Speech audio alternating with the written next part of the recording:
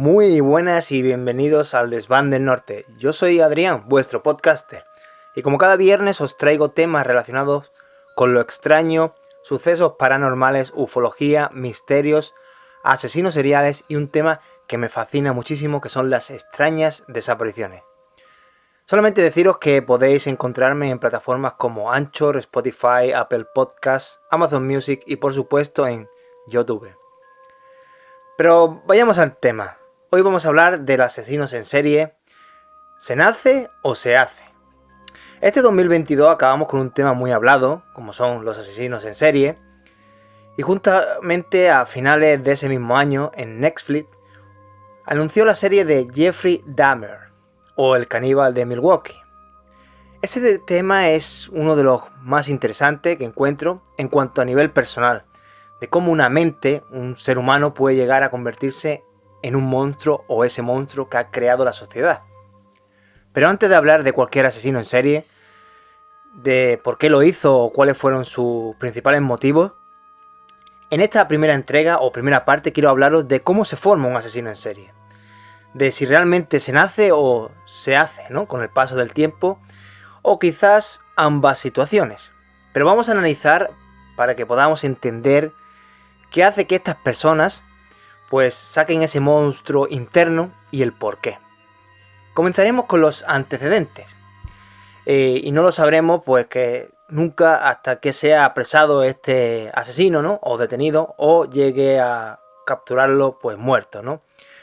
Pero realmente podría la ciencia moderna abrirnos los ojos dando en lo posible el origen o en un estallido patológico de una psicosis social, una inadaptabilidad o el mismo rechazo, depresión combativa, que lo lleve a una neurosis de venganza, ¿no? Realmente el asesino en serie es considerado como un hecho contemporáneo, ya que puede darse a lo largo de esta historia, ¿no? Del ser humano, y seguramente pues existieron en la época griega, la mesopotámica, la egipcia, pero no tenemos una documentación fidedigna al respecto. En la época romana existieron muchos de ellos, en los extractos altos del Imperio Romano. Luego también en la Edad Media existieron también, pero estos casos, a estos asesinos los llamaban de otra manera. Ya podían ser hombres lobo o vampiros. Luego, en el siglo XV, teníamos los casos de la aristocracia, ¿no? Como por ejemplo el caso de la húngara Elizabeth Báthory, la cual fue arrestada en 1610 y acusada de matar y torturar a 600 jovencitas. En su diario constó todos estos asesinatos. Imaginaros, ¿no? 600 personas, 600 jovencitas. Pero la única diferencia en este tipo de asesinatos, comparado con los de hoy en día, es que estos eran ricos y poderosos. Luego, avanzando en los años, allá por el 1880, en México, por ejemplo, se conoció al asesino en serie Francisco Guerrero, conocido como el Chalequero, el cual mató a unas 20 mujeres después de violarlas, decapitarlas y arrojar sus restos al río Consulado, en la Ciudad de México. Fue arrestado más tarde en 1888. Pero vamos a empezar cómo se define un asesino en serie. La definición de asesino en serie es bastante reciente y fue difundida después de darse a conocer por los crímenes del asesino David Berkowitz, conocido como el hijo de Sam, 1976-1977. Steven Edgar, el criminólogo y estadounidense de la Universidad de Houston, Texas, 1990, define al asesino en serie en los siguientes parámetros.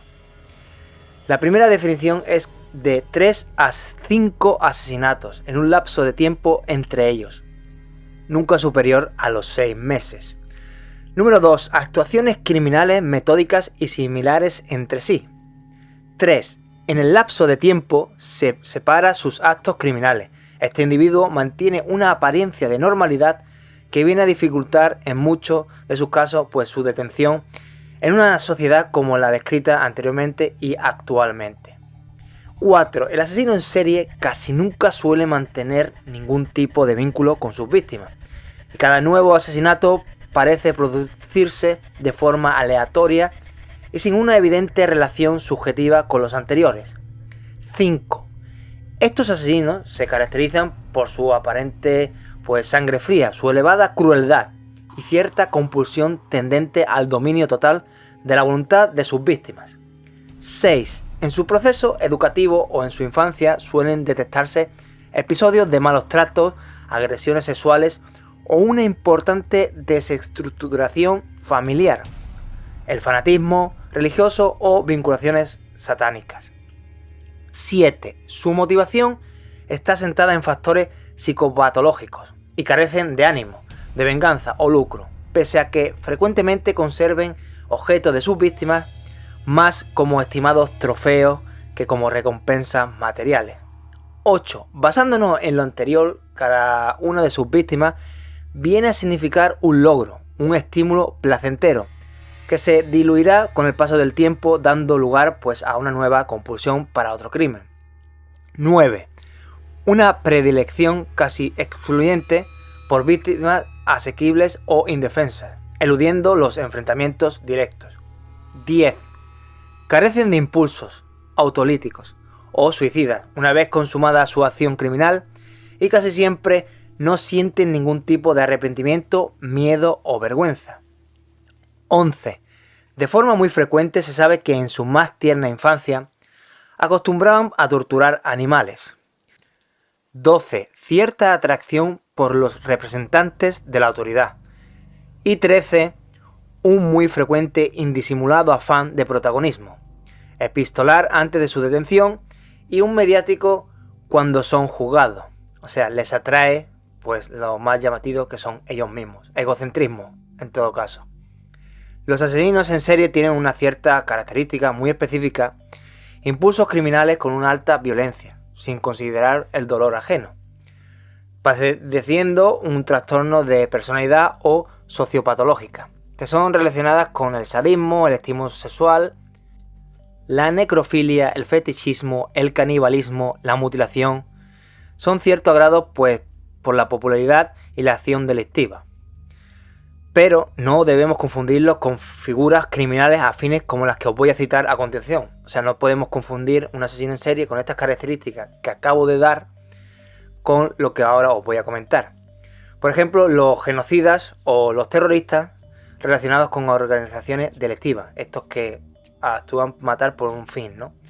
El asesino en masa, que solamente actúa en una sola ocasión y en un lugar como es el caso de un suicidio, por ejemplo, ¿no? Son los típicos como un kamikaze, ¿no?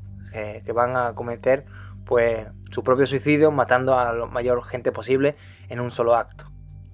El homicida, ¿no? El reincidente que repite estos delitos de homicidio en los que no ocurren las circunstancias que he dicho anteriormente. Y el asesino, o sicario mejor dicho, que se sitúa en una organización criminal y es encargado de matar o ejecutar cumpliendo órdenes. Ahora vamos a dar paso al tipo de personalidades. Nazareno Acosta, un licenciado criminalista y criminólogo, según en un artículo suyo del 2015 en Argentina, dice que las características del trastorno de personalidad antisocial es muy típica en este tipo de personas y dan como circunstancias la falta de empatía, una personalidad narcisista, un patrón de grandiosidad general en la imaginación, un comportamiento de arrogancia sobre su admiración y soberbia, y así utilizan la manipulación como un medio para satisfacer sus propios deseos. Ahora sí, tomamos en cuenta el manual de diagnóstico de trastornos mentales sobre tipos de personalidades, vamos a nombrar unas de tantas características, ¿vale? Empezamos con la número 1, que tienen un cierto fracaso en las normas sociales en cuanto al comportamiento legal, como lo que indica el perpetrar actos que son motivo de detención, ¿no? Cometiendo algún tipo de crimen. Luego seguimos con la deshonestidad, mentir repetidamente, utilizar un alias, estafar u obtener un beneficio personal o un placer. Luego la impulsividad, agresividad, las peleas físicas o las agresiones. La despreocupación, imprudente por su seguridad o la de los demás. Seguimos con la irresponsabilidad persistente, hacerse cargo de su propio trabajo o otro tipo de obligaciones como las económicas. Y por último, la falta de remordimiento, indiferencia o justificación de dañar, maltratar o robar a otros. Pero tenemos que ver que no todo psicópata es un asesino serial, ya que la psicopatía es una condición que se manifiesta en anomalías neurológicas. Y así el cerebro de un psicópata no es igual al de una persona normal, para que quede claro.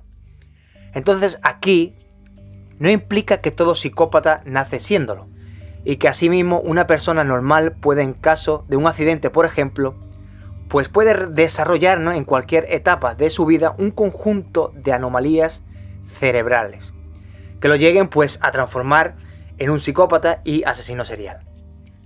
Según estudios y algunas determinaciones de desarrollo, es posible lograr que alguien, ya sea por sus genes o cualquier causa anómala ya dada en el embarazo, cuando nació, pues llegue a ser pues un psicópata. Pero también que no llegue a ser un asesino en serie u otro criminal.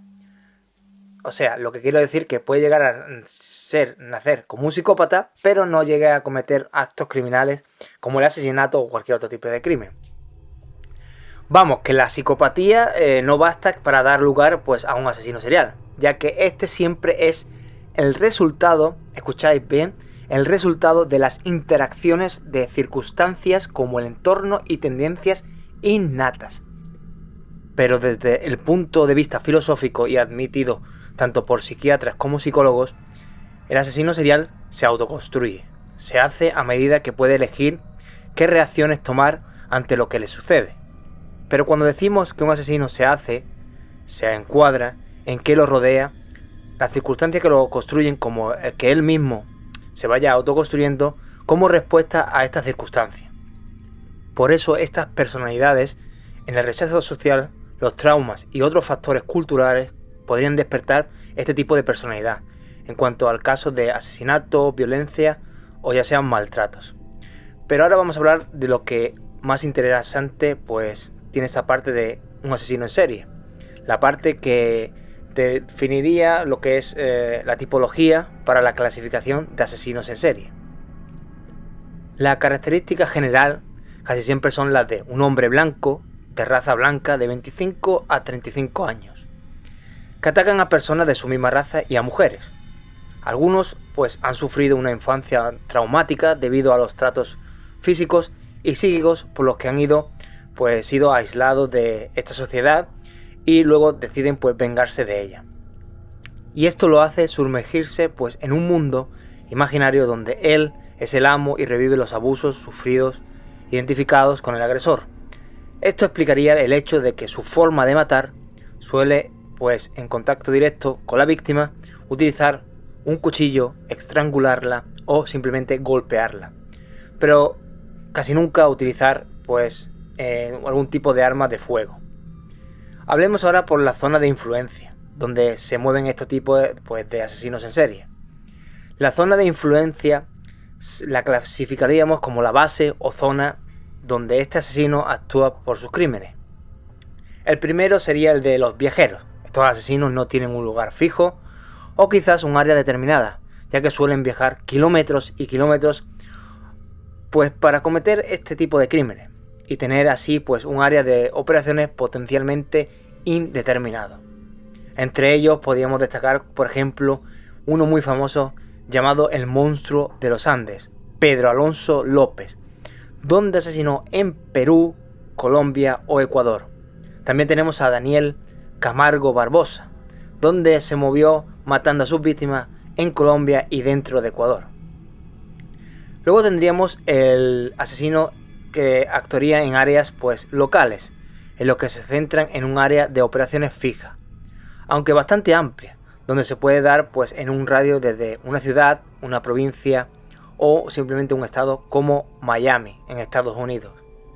Pasaríamos al que actuaría en un lugar específico. Estos son de un área fija, pero mucho más pequeña. Estos asesinos locales pues podrían actuar desde su casa o simplemente en el trabajo, etc.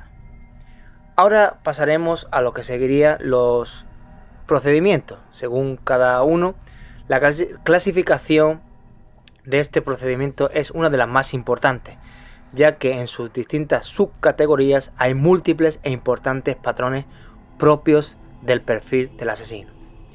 Basada en el grado de orden llevado pues a sus asesinatos, incluyendo no solo el crimen, sino los lapsos de tiempo en el antes y después de este, ya que en estas estrechadamente relaciones al mismo y así dar paso a la planificación previa si la hubo y el ocultamiento de evidencia, y si el asesino pues siguió un método o no para buscar ciertos fines. Empezaremos por los organizados. Estos son los que elaboran planes, ocultan pistas, buscan sus propios métodos para realizar sus crímenes, y los cuales pues no suelen improvisar en la manera de matar y están atentos a su entorno social y así evitar amenazas en sus proyectos criminales. Vamos a ver sus características. Nunca son tontos y nos referimos a ellos con un coeficiente intelectual que suele ser en la media de 105 a 113 en adelante. También queda claro que pueden tener mucho más de 120. Ser intelectuales en sí, para que quede bastante claro. Suelen ser socialmente bien vistos, pueden estar casados o tener pareja. Se desplazan para realizar sus crímenes, elaboran sus planes, siguen las noticias y tienen una o dos armas designadas para cometer tales crímenes. Usualmente siguen a sus víctimas o las conocen, eliminan cualquier rastro de prueba. Suelen ser fetichistas, guardan objetos, fotos o partes de sus víctimas. Son usualmente de clase media, alta y no tienen problemas para socializar o vincularse con el sexo opuesto. Ahora pasaremos a los desorganizados. El asesino no es cerebralmente calculador, suele ser un individuo impulsivo, violento y no tiene planes. Es muy descuidado a la hora de ocultar evidencias, o sea que no las oculta directamente. También pues no elige el momento de los crímenes, ya que son impulsivos como hemos dicho.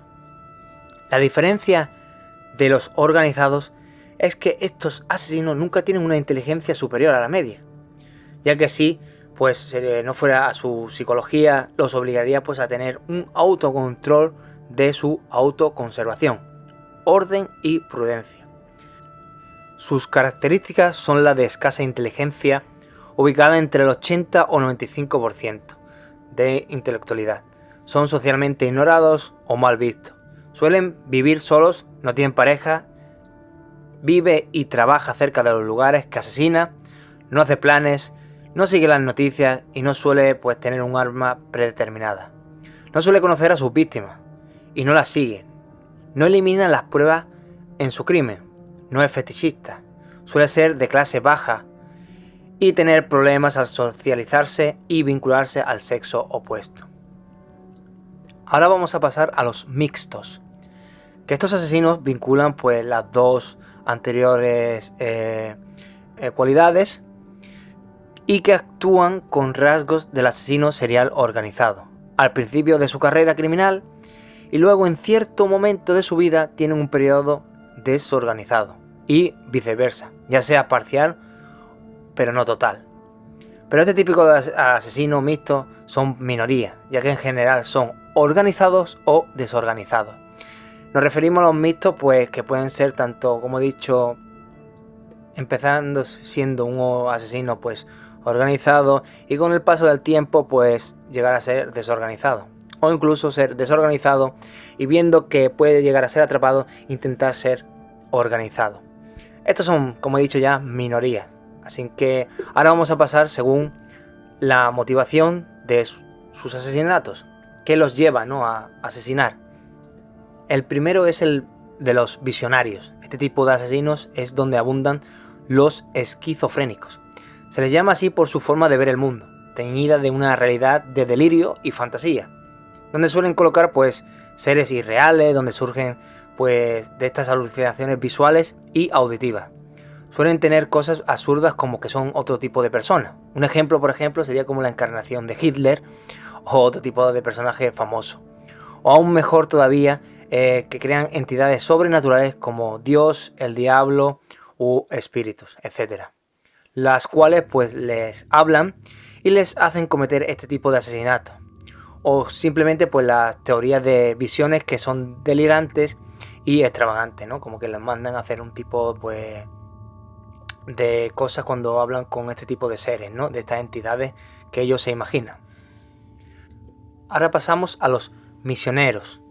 Estos son asesinos que creen que tienen una misión, y esa misión pues es la de liberar el mundo de personas indeseables, como prostitutas, negros, judíos, homosexuales, etc.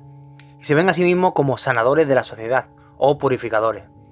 La mayoría de estos asesinos son psicóticos. Pasamos a los hedonistas. El asesino hedonista busca el placer y la gratificación como fines de sus asesinatos, pero estos suelen ser de distintas naturalezas y crean los siguientes subtipos. Empezaríamos con los lujuriosos, la lujuria. Estos asesinos matan a vista de obtener gratificación sexual. Entre sus patologías pueden darse la necrofilia o el sadismo. Dependiendo del caso y asesinato, pues encontrarán el placer sexual dentro de este mismo asesinato, ¿no? Cosas que hacen con el cadáver y luego del asesinato. Aquí entraría lo que sería el sadismo, desde la violación a lo que es mucho peor, como la tortura, llegando a ser estos, pues desgraciadamente, los casos más generales. Luego tendríamos las búsquedas de emociones intensas y la adrenalina. Como he dicho, buscan emociones fuertes. Para ellos matar resulta divertido y estimulante. Suelen ser sádicos, que no solo disfrutan del dolor, sino del terror mismo de sus víctimas. Sus asesinatos generalmente carecen de aspecto sexual, ya que al asesinar para ellos hasta cierto punto es como una adicción emocional. Por eso estos asesinos no pueden estar mucho tiempo tranquilos, sin cometer pues un crimen, ya que esa emoción de adrenalina los llama para cometer estos brutales asesinatos. El tercero, el del beneficio material, el lucro y el mismo confort. Estos asesinos pues tienen como medio el mismo asesinato pues para conseguir dinero y bienes materiales. Las víctimas suelen ser familiares o amigos cercanos y también por supuesto conocidos. Generalmente esperan largos periodos de tiempo para cometer pues su siguiente asesinato, para así pues no levantar sospechas sobre dentro de su círculo familiar o social, y por supuesto de la misma ley, la de los agentes. El cuarto, el poder y el control. Estos asesinos fueron pues abusados, maltratados, subyugados y dominados durante su infancia, pues lo cual es muy común hallar pues esa sensación de impotencia que será de alguna manera pues realizada en un futuro para obtener ese sentimiento de poder y control. Y nos referimos a que tienen el control de decidir sobre la vida y la muerte de sus víctimas. Y por supuesto en saber que las mismas víctimas saben que ellos tienen el poder. Estos asesinos disfrutan torturando y demorando la muerte de sus víctimas, ya que saben que si las matan demasiado pronto, no podrán saborear la plenitud del control y el poder máximo. En este marco las violaciones y torturas son abundantes, pero aquí hay un apartado que tenemos que tener en cuenta. El fin primero no es el del placer sexual, aunque lo obtengan, ¿no? Sino que es la misma dominación total de sus presas, de sus víctimas, ya que ven en ellos la debilidad e impotencia y por supuesto el mismo sufrimiento. Un asesino que podríamos resaltar sería el Doctor Muerte, Harold Shipman, el cual junto a su posición como médico tenía como víctimas a personas ancianas a las cuales le inyectaba una dosis alta de morfina y luego pues falsificaba los informes médicos dando como resultado pues causas naturales o simplemente un infarto. Se cree que llegó a matar a unas 215 personas. Y aquí es donde ni lo hacía por sadismo, ni por interés económico, ni por venganza. Solo lo hacía por la morbosa atracción de la muerte, pero principalmente el gozo que obtenía sobre decidir entre la vida y la muerte de sus víctimas. Ahora pasaremos al asesino serial según su género. Esta clasificación, aunque significativamente muestra fenómenos sociológicos, psicológicos y culturales, y que luego aparte nos sorprenda que más del 70% de asesinos seriales del mundo sean del sexo masculino. Empezaremos por el género de los hombres. Según una publicación autorizada en una fuente seria como es la web del Dr. Mike Admon, un profesor emérito del Departamento de Psicología de la Universidad de Radford, los datos indicaban a la fecha del 7 de octubre del 2010, última actualización de las investigaciones, que a nivel mundial el porcentaje de asesinos seriales masculinos era ya del 88,1%. Queda entonces patente que la tendencia al asesinato violento es algo propiamente masculino, aunque también hay mujeres que caen en este patrón y son excepciones en su género, pero la razón estadística es evidente. El porcentaje de asesinos seriales masculinos es mucho mayor que el de asesinos seriales y dentro de las pocas asesinas seriales la mayoría pues emplean el método no violento del envenenamiento, como por ejemplo el del envenenamiento. Así, lo anterior sugiere que en el fondo de la cuestión está el hecho de que el hombre no es mucho más proclive a la violencia física, enumerando pues algunas causas posibles para ese hecho y por ende para el hecho de que haya más asesinos seriales que asesinas seriales. Se tiene lo siguiente. 1. Biológicamente el hombre tiene mucha más testosterona, hormona que lo predispone a una mayor pues índice de agresividad, ¿no?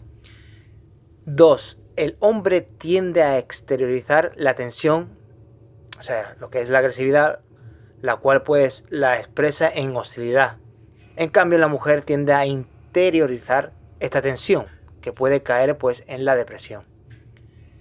Tercero, el miedo es un mecanismo de control y la mujer, ya por su debilidad física y hasta cierto punto, pues por condicionamiento cultural, tiende a autopercibirse en una situación desfavorable en cuanto a su potencial pues para ejercer la violencia física, experimentando así un miedo que se suma a una inseguridad inherente a la necesidad pues de protección, seguridad, que históricamente pues la sociedad ha programado en ella. Evidencia de esto es el hecho de que el lucro pues sea lo más que motiva a asesinar a las mujeres, y siendo que aquel lucro pues representa un potencial de protección material, la seguridad que tiende a buscar por su programación cultural. Por su parte, el hombre tiene mayor fuerza física y su programación histórico-cultural la orienta hacia una percepción en la que la masculinidad pues va de la mano con fuerza, emprendimiento y autosuficiencia y otras características en esa misma línea. Ahora vamos a pasar a las mujeres, que según la misma fuente de este doctor Mike Admon, empleada para señalar el porcentaje de asesinos seriales, se tiene que el porcentaje mundial de asesinas seriales sería del 11,9%. Evidentemente las cifras son solo aproximaciones, pero es claro que todas las estadísticas disponibles pues muestran pues una divergencia pues cuantitativamente enorme entre el porcentaje de asesinas seriales y el de asesinos seriales, por lo cual ese 11,9 es bastante confiable. Ahora explicar aquí por qué hay menos asesinas seriales, y resultaría fútil debido a que en la explicación anterior de por qué hay menos asesinos seriales está implicitada pues por las razones principales de la escasez de asesinas seriales. La clasificación que se verá a continuación, la que os voy a dar, es la más difundida para las asesinas seriales. Sin embargo, se ha criticado porque las subcategorías que contienen pueden, pues en algunos casos, presentar elementos, las asesinas seriales compartidos, y además son todas ellas también aplicables a los hombres. De modo que se puede hablar de viudos negros o depredadores sexuales, por ejemplo. Ahora que sabemos cómo son los asesinos seriales, sus tipos, sus características, su género, tenemos más o menos una idea de cómo son y qué pueden llegar a ser, vamos a ver los resultados. O sea, resultados con números y porcentajes, para que nos quede claro más o menos y podamos juzgar si estos tipos de asesinos en serie nacen o simplemente se hacen.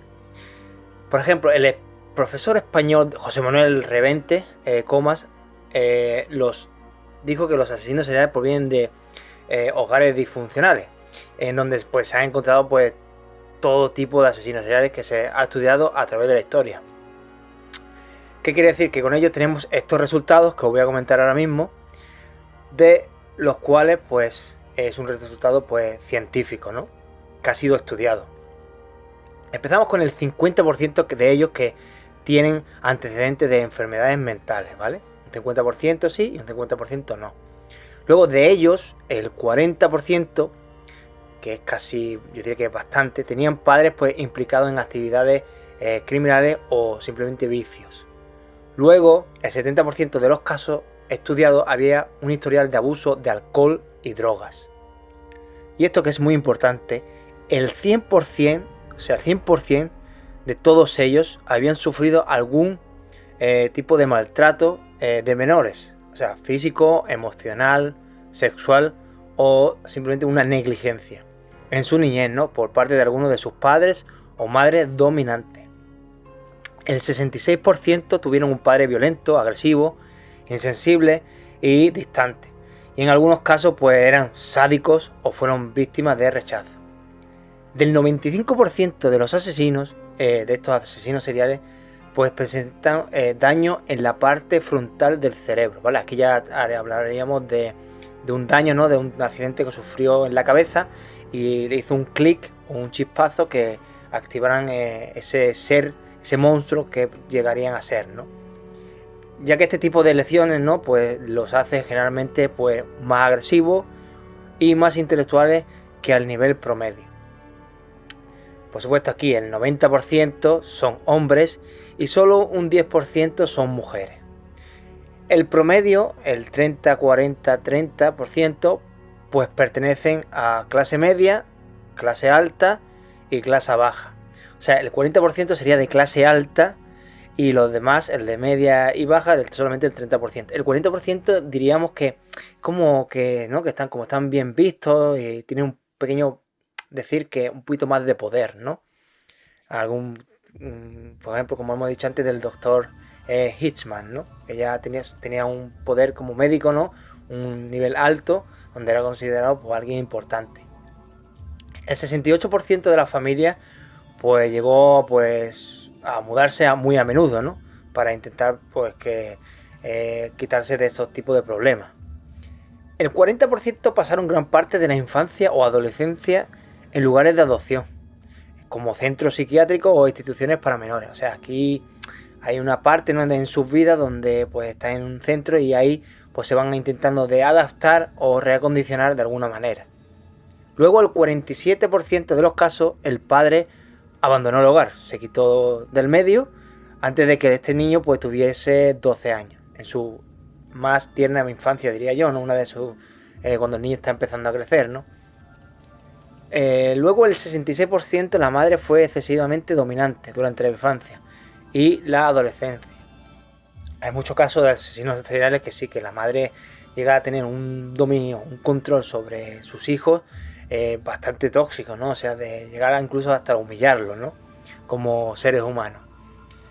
Del 45% de los asesinos seriales experimentaron pues relaciones de frialdad o odio hacia su madre, ¿no?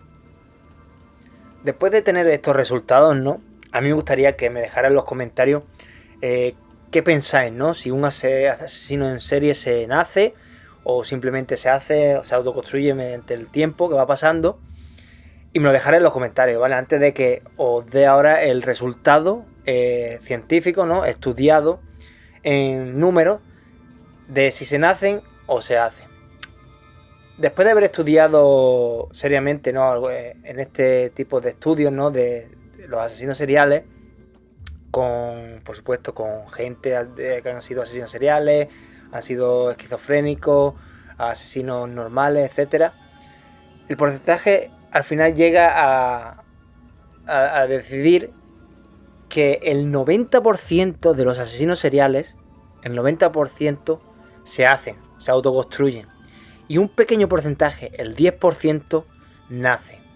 Este entorno, ¿no?, que los desarrollan en su crianza, pues llega a sernos la clave, pues, para el sano desarrollo de una persona, ¿no? O sea, que pueda ser o normal o llega a ser un asesino en serie. Pero para que veáis, un 90% al final se llega a hacer, ¿no? Se autoconstruye por simplemente nuestra sociedad, por la familia que tiene, como ya he dicho, se muda, el tipo de padre, madre, la violencia. Son tantos factores que pueden llegar a desatar este tipo de monstruo, que al fin y al cabo somos nosotros, la misma sociedad, que creamos este tipo de personas, estos asesinos seriales. Pero como he dicho, déjalo en tus comentarios qué piensas sobre esto, si se nacen con algún tipo de problema psicológico o simplemente al nacer, que ya viene por genética, o que sufrieron algún tipo de trastorno o golpe en la cabeza que lo hizo totalmente cambiar, o si simplemente pues se van autoconstruyendo, lo va haciendo la sociedad, las mismas personas, sus familias, amigos y el entorno que los rodea. Y ahora por último vamos a hablar de las conclusiones, para así terminar y zanjar este tema y así pues no alargarlo y hacerlo en dos partes. Esta investigación de la Universidad Autónoma de Durango pues llega a la siguiente conclusión que os voy a dar ahora mismo. En base al análisis de la cantidad de la historia que se ha generado desde la antigüedad, el crimen más significativo es el asesinato. Debido a esto, pues decidimos investigar un porqué. Decidimos estudiar esto, pues suelen ser crímenes que más llaman la atención dentro de nuestra sociedad, que si bien hoy en día ya casi nada de lo que sucede a nuestro alrededor nos sorprende. Otra de las variables que nos incitó para llevar a cabo nuestra investigación fue la idea de que con qué fin o motivo se realizan este tipo de crímenes, por placer, deseo, curiosidad o en busca de reconocimiento dentro de la sociedad, o incluso a veces por admiración a personajes que han cometido esta clase de crímenes.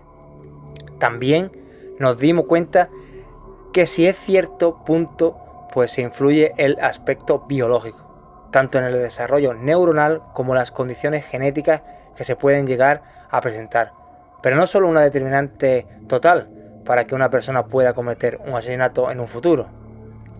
Se podría llegar a concluir que aún más allá del factor filogenético, influye el entorno tanto social como familiar, donde se desarrolla la persona. Desde el tipo de disciplina por la que fueron criados, el entorno social y cultural donde se desarrolló su infancia y parte de su adolescencia, la relación con la madre así como la relación con el padre, o inclusive si hubo una carencia de estas, o quizás también de alguna figura de autoridad durante su desarrollo, sus procesos de aprendizaje, entre otros aspectos que son importantes en el desarrollo de un niño. También pudimos darnos cuenta que desde estas etapas tempranas se tienen pequeños indicios o situaciones en las que los asesinos pues a futuro suelen disfrutar actividades como la piromanía, esa tendencia pues deliberada a encender fuego y observarlo, ese estado de excitación previa y no poder pues resistir la tentación de quemar, y después de haber realizado ese impulso siente alivio y está satisfecho, o el maltrato hacia los animales, la manera en la que se sienten el placer pues al someter a un ser vivo que está imposibilitado para defenderse. Un asesino serial es una persona que planifica y ejecuta pues un homicidio en más de una ocasión, con intervalos de tiempo entre ellos, casi siempre con características similares en la ejecución o en el tipo de víctima que ellos van a buscar. Los asesinos son personas con perfiles psicopáticos, sociópatas, antisociales con trastornos de personalidad. Los motivos que llegan a determinar el porqué de comportamiento viene siendo un hecho de clase multifactorial, el cual actualmente sigue siendo uno de los temas con mayor debate por los expertos en la materia y por unos cuantos curiosos como es en nuestro caso, que aquí llevamos nuestra conclusión. Para finalizar, el objetivo fundamental de nuestra investigación es resaltar tres ideas básicas para tratarnos de comprender este fenómeno de asesinos seriales. La primera tiene que ver con que en la formación de un asesino en serie en la que no solo intervienen aspectos biológicos y psicológicos innatos de la persona, sino que también intervienen factores sociales y culturales específicos del contexto de vida en el que se desarrolla. Segundo, en la comprensión hecha por la sociedad de un fenómeno criminal de esta magnitud intervienen aspectos culturales relacionados con la construcción de valores en relación a lo que es permitido y lo prohibido, pues que distancian y silencian la influencia que tienen las mismas sociedades en su formación. Y finalmente, la violencia implícita. En este caso no puede estudiarse como un defecto aislado, individual ya histórico. Por el contrario, se deben analizar los aspectos sociales y culturales que intervienen tanto en la formación de este homicida o del homicida como en la situación que rodeó a las víctimas. Después de haberos comentado, ¿no?, esta investigación, ¿no?, de esta universidad, que es bastante interesante y está muy cerca y acertado de lo que dicen, desde mi punto de opinión estoy totalmente de acuerdo. Un asesino en serie, yo creo que más bien se forma, ¿no?, con el paso del tiempo, dando factores y características que nuestra sociedad y la misma familia, amigos y el entorno, ¿no?, que les rodea, pues llegan a formarlo, ¿no? Siempre son características pues bastante, diría yo, tristes en cuanto a que si ha sufrido algún tipo de abuso, maltrato, y no solo de la sociedad, sino de los más cercanos que tenemos, ¿no?, que es nuestra familia. Esos padres o madres, ¿no?, que no han sabido criar a sus hijos y luego se preguntan el porqué de su forma de ser y de cómo ha llegado a ser un asesino en serie.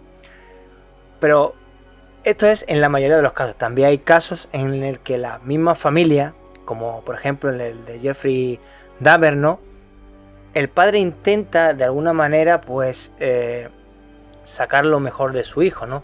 Por eso ese asesino en serie a sus padres no le hacía nada y lo tenía pues en un pedestal, como diría yo. Pero sí, en cambio, su madre era un poco no psicópata, sino que tenía un problema de depresión prematura de embarazo, que la hizo pues simplemente no educar a su hijo, y su padre pues no estaba cuando debería de estar, ¿no? Él trabajaba mucho, viajaba mucho y nunca estaba pendiente en cuanto a darle una educación, ¿no? Pero el padre pues intentaba de alguna forma pues intentar arreglarlo haciéndolo que su hijo fuera curioso en algo que le atrayera, como era la taxidermia, ¿no? Que al final pues él mismo se enoja, ¿no?, se entristece de que pensando que él hacía algo bueno, al final se culpa de que eso lo llevó a ser lo que era. Pero no era así, sino que fueron a base de factores en torno a etapas de que Jeffrey Dahmer fue adoptando, ¿no?, a lo largo de su vida, en la escuela, en la sociedad, cuando estuvo en el ejército, cuando se fue a vivir solo, el mismo alcohol, que él mismo llegó a reconocer que era alcohólico. En fin, son muchos factores los que hacen que un asesino en serie pues llegue a ser lo que es. Bueno, espero que os haya gustado, ¿no?, este tema, el de la investigación de si un asesino serial se nace o se hace. Sacáis vuestras propias conclusiones. Quería hacer este tema, aunque se me ha hecho un poco largo, para que podamos entender cómo es un asesino en serie, ¿no? Qué tipo de asesinos seriales hay, cómo se forman, etc. Y tengamos un poco más claros el asesino en serie en sí. Así luego no tenemos que preguntar de qué tipos son, qué tipos hay, cómo se forman, etc. Más o menos tener una base de este tipo de asesinos en serie y lo que son más bien pues o comúnmente conocidos y cómo son. Pues nada, aquí llego en este podcast. Solamente deciros que podéis encontrarme pues en plataformas como Anchor, Spotify, Apple Podcast, Amazon Music y por supuesto aquí en YouTube. Cada viernes podéis escucharme. Subiré cada fin de semana un tema relacionado con lo que ya he comentado al principio, misterios relacionados con asesinos seriales, todo relacionado también con desapariciones extrañas, etc. Ahora bien, también pueden encontrarme en otros tipos de redes sociales como TikTok, por ejemplo Instagram, donde pues subiré pues algún tipo de vídeos cortos, ¿no?, de información, por si os interesa. Solamente deciros que me dejéis un comentario, que compartáis a alguien que si pues le interesa este tipo de temas o de este tipo de podcast, y luego por supuesto que le deis like aquí a mi vídeo si os ha gustado, y me dejéis como siempre muchos comentarios, porque así yo puedo sacar más temas que podáis escuchar. De todas formas, ahora que ya tenemos una cosa más clara sobre el asesino en serie, ahora voy a empezar a hablar de ellos, pero me gustaría investigar algún tipo de asesino en serie que no fuera común, ¿no? Los más escuchados, ¿no?, como Ted Bundy o por ejemplo el de Jeffrey Dahmer, son muy escuchados a día de hoy, están en la serie de Netflix. Me gustaría hablar de esos otros asesinos seriales que no han sido tan escuchados, pero que también han sido marcados por la sociedad y han llegado a convertirse en lo que han sido, en terribles y auténticos monstruos de cometer atrocidades que incluso la más imaginación humana no pueda llegar a creer. Pero en fin, hasta aquí os dejo mi podcast, aquí en el Desván del Norte. También me gustaría dejaros mi email, eldesvandelnorte@gmail.com, para que me dejéis, si queréis, algún tipo de historia para comentar aquí en mi podcast, o simplemente si queréis que comente o investigue algún tipo de asesino en serie, pues me lo dejáis en el email y lo leeré con mucho gusto y lo investigaré. Y como decían en la serie de X-Files o Expediente X, la verdad está ahí fuera. Así que un saludo y nos vemos. Chao.